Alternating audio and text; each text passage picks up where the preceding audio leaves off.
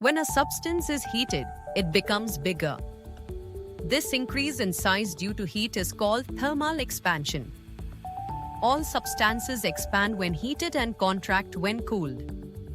But the amount of expansion is different in solids, liquids, and gases. Heat gives energy to particles.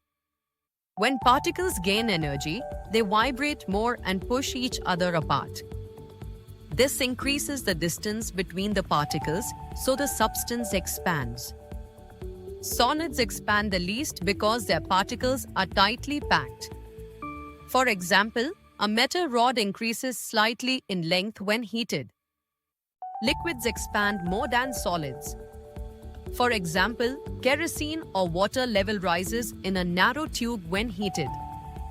Gases expand the most. This is why hot air balloons rise. Hot air inside expands, becomes lighter, and moves up. Railway tracks have small gaps. If tracks expand due to heat without gaps, they may bend.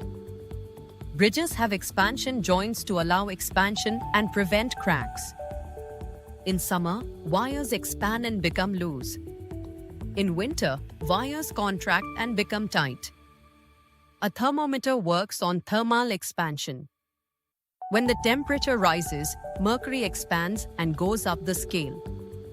There are three types of expansion in solids.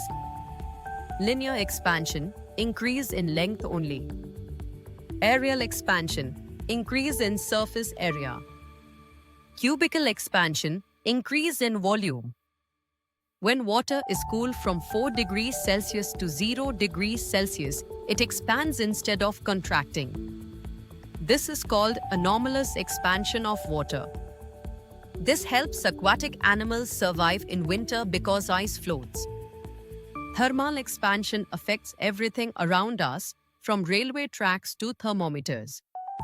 If you want more Class 8 ICSE videos, make sure to subscribe.